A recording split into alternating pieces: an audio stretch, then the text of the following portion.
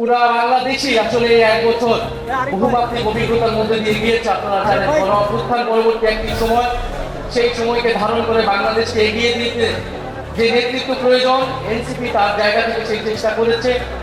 আমাদের আজকের এই প্রতিষ্ঠা বার্ষিকীর যে প্রতিপাদ্য, যে দেশ যাবে নতুন পথে, ফিরবে না আর ফ্যাসিবাদে। আমরা মনে করি ফ্যাসিবাদ থেকে আমরা বেরিয়ে এসেছি, ফ্যাসিবাদী সরকারের পতন ঘটেছে, ফ্যাসিবাদী বন্দোবস্ত বিলোপের রাজনীতি আমরা করছি। আমরা মনে করি বাংলাদেশের সামনের পথ এটাই, ফ্যাসিবাদকে বিলোপ করে গণতন্ত্র প্রতিষ্ঠা করা সম্পূর্ণভাবে। সেটার জন্য যে সংস্কারের লড়াই, জুলাই সনদ বাস্তবায়ন সহ গণভোটের গণরায় বাস্তবায়ন, সেই লড়াই আমরা চালিয়ে যাচ্ছি। ফ্যাসিবাদ বিলোপের জন্য বিচার অত্যন্ত গুরুত্বপূর্ণ একটি বিষয়। সেই ফ্যাসিস্টদের, গণহত্যাকারীদের বিচারের দাবিতে, গুমখুনকারীদের বিচারের দাবিতে আমরা এখনো সরব রয়েছি। এবং আমাদের আজকের অন্যতম আরেকটি প্রতিবদ্ধ হচ্ছে যে বিপ্লব, বিকল্প এবং বিনির্মাণ।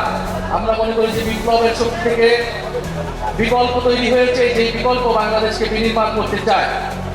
এনসিপির পথ চলা এক বছর হলেও এনসিপির পিছনে অনেক বড় প্রেক্ষাপট রয়েছে। আমরা আজকে স্মরণ করছি 2013 সালে হেফাজত ইসলামের গরমে দাপাদাপি। ঘরের চালের স্থায়ী সমাধান আনোয়ার সিমেন্ট শীট।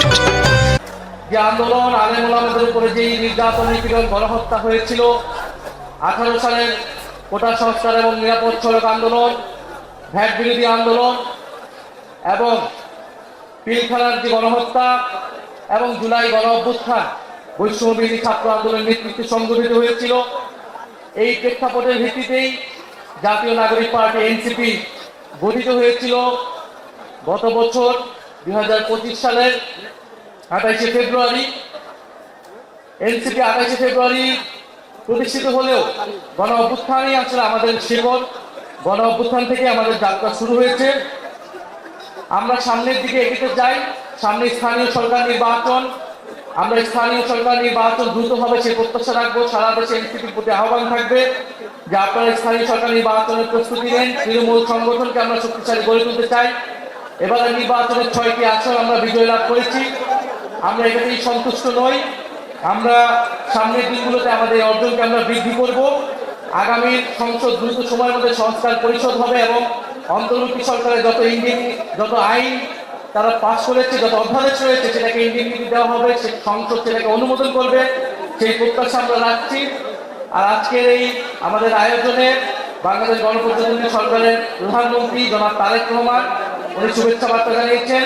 বিরোধী দলীয় নেতা এবং বাংলাদেশ জামাত ইসলামের সম্মানিত আমির জনাব শফিকুর রহমান এমপি উনি শুভেচ্ছা বার্তা জানিয়েছেন। ওনাদের প্রতিও আমরা ধন্যবাদ এবং কৃতজ্ঞতা জানাচ্ছি। সর্বোপরি যারা অক্লান্ত পরিশ্রম করেছেন এই গত এক বছর ধরে জাতীয় নাগরিক পার্টি এনসিপি, তৃণমূল সহ কেন্দ্রের বিভিন্ন পর্যায়ের নেতাকর্মী এই নির্বাচনে যারা সহায়তা করেছেন আমাদেরকে, বাংলাদেশের সাধারণ মানুষ যারা আমাদেরকে ভোট দিয়েছেন, তাদের প্রতি কৃতজ্ঞতা জানাচ্ছি। আপনারা দোয়া করবেন যাতে সামনের দিনগুলোতে আমরা ঐক্যবদ্ধভাবে বাংলাদেশকে এগিয়ে নিতে পারি, একটি বৈষম্যহীন গণতান্ত্রিক বাংলাদেশ প্রতিষ্ঠা করতে পারি। আসসালামু আলাইকুম।